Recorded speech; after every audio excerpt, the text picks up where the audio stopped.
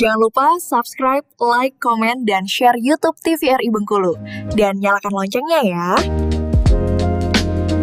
Terima kasih pemirsa, Anda masih bersama kami di Dokter Kito Bersama Kito Sehat. Kita lanjutkan pertanyaan yang belum terjawab tadi ya Bang ya, terkait dengan hambatan apa aja. Tentunya salah satunya tadi ada penolakan yang pertama. Selain penolakan, apa aja sih hambatan yang dirasakan oleh para nakes nih pada cek kesehatan gratis dalam pelaksanaannya? Ada beberapa. Yang pertama tadi kan ada orang tua. Terus ada juga terkadang kita temukan juga pihak sekolah yang memang kurang menerima untuk dilakukan anaknya cek kesehatan. Tapi ini kan bukan ranah orang kesehatan saja kan, karena CKG ini kan ada 3 kementerian yang terlibat. Salah satunya Kementerian Kesehatan kita, terus Kementerian Pendidikan dan Kebudayaan sama Kemenak. Jadi kalaupun memang itu ada hambatan, sekolah misalnya menolak, kita akan lapor.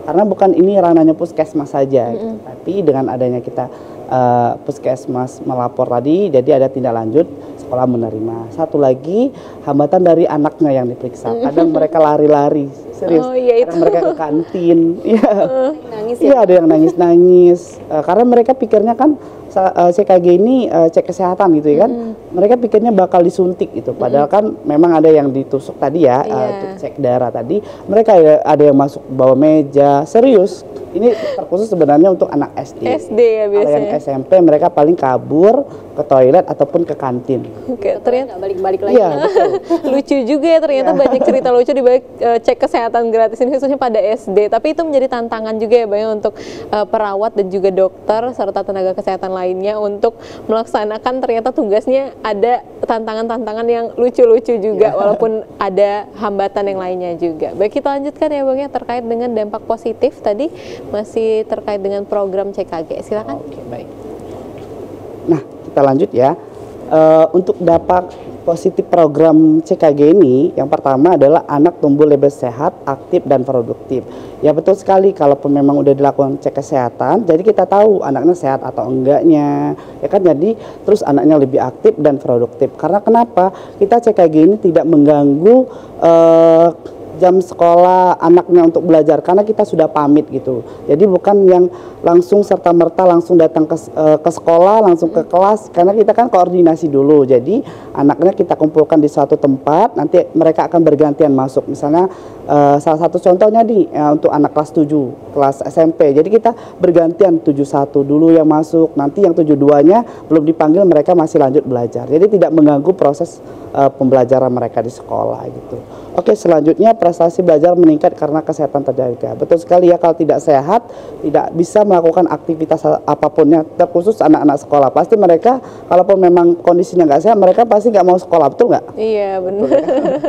Yang ketiga, ada angka kejadian penyakit menular dan gizi buruk di sekolah menurun. Betul sekali, karena dari CKG ini nanti kita akan kalaupun memang ada hasil misalnya ditemukan ada beberapa salah satu contoh misalnya anaknya pada saat diperiksa cek mata ada terdeteksi anaknya buta warna, walaupun bukan buta warna yang secara buta warna total, ini kan buta warna ada yang parsial. Mereka tidak bisa melihat warna itu secara campur gitu. Mereka bisa membedakan warna hijau, warna merah bisa, tapi mereka pada saat warna yang sama mereka tidak bisa. Ini angka berapa gitu. Nah, ini adalah salah satunya adalah buta warna parsial. Nanti ini kita akan rujuk gitu. Oke, lanjut.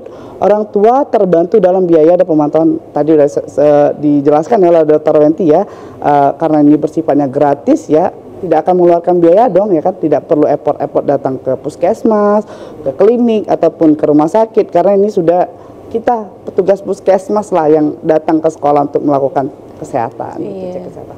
Selanjutnya terwujud generasi muda yang sehat, cerdas dan berkualitas. Ini yang paling penting juga ya. Jadi ini karena generasi mereka lah yang akan meneruskan meneruskan perjalanan gitu ya dari generasi, karena kalau kita kan nanti akan semakin lebih tua. Jadi anak-anak yang SMP lah akan yang meneruskan generasi yang muda, sehat dan cerdas tadi. Oke. Lanjut. Nah, untuk ini aplikasinya. Jadi sebenarnya kalau untuk yang anak sekolah ini kita tidak seperti CKG pada umumnya. Kalau CKG pada umumnya itu kita harus yang bersangkutan harus mendaftar ke aplikasi Satu Sehat dulu. Jadi tapi tenang saja untuk pemirsa yang di rumah, kita akan selalu, kita ada petugas penanggung jawab program CKG ini, ada penanggung jawabnya. Jadi kita akan membantu kalau mereka memang nggak punya handphone, kita bantu karena ini bisa handphone yang lain. Dan kalau memang mereka nggak ada kuota, kita akan bantu untuk diupload di aplikasi Satu Sehat. Karena kalau kita tidak diupload di aplikasi Satu Sehat atau aplikasi yang ini, jadi percuma ini dilakukan cek kesehatan ini karena kita harus melihat data. Ya, kalau kita petugas kesehatan ini udah dilakukan pemeriksaan, udah selesai, tapi datanya mana?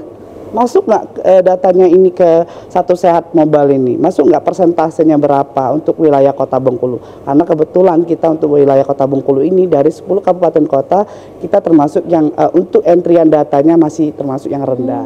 Tapi untuk actionnya ke lapangan kita udah luar biasa. Hanya saja untuk penginputan ke aplikasi kita masih termasuk yang rendah gitu. Oke, kalau aplikasi ini bisa di-download sendiri di rumah, Bang? Betul. Aplikasi contohnya ini Satu Sehat Mobile ini bisa kita download di untuk yang pengguna Android bisa di-download di Play Store. Yang kalau untuk yang pengguna iPhone di iOS bisa di App Store adalah Satu Sehat Mobile. Kalau Mbak Sipa ingat, ini adalah aplikasi dari upgradean dari aplikasi Peduli Lindungi. Ingat nggak? Pada saat COVID ya, dia akan sinkron.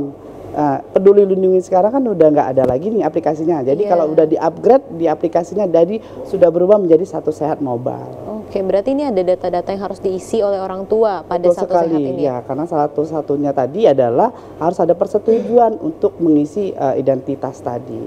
Nah, bisa juga walaupun bukan di Satu Sehat, di WhatsApp chatbot dan website asik. Mungkin Dokter Wenti nggak asik ya, nggak asing yang untuk website asik ini ya, karena kita mengentri untuk pasien lansia yang datang ke posyandu, ini harus di-entry di aplikasi ini. Jadi boleh memilih untuk beberapa aplikasi ini untuk memilih untuk anak-anaknya yang harus di-entry di aplikasi biar kita tahu nih seberapa banyak anaknya yang diperiksa dan seberapa banyak data yang sudah masuk. Oke, berarti memang nggak usah khawatir karena memang udah tercatat semuanya, bukan hanya kayak suntik-suntik aja ya Bang ya. Memang udah tercatat untuk nantinya pencegahan dini dan juga pengobatan yang tepat. Betul sekali, oke.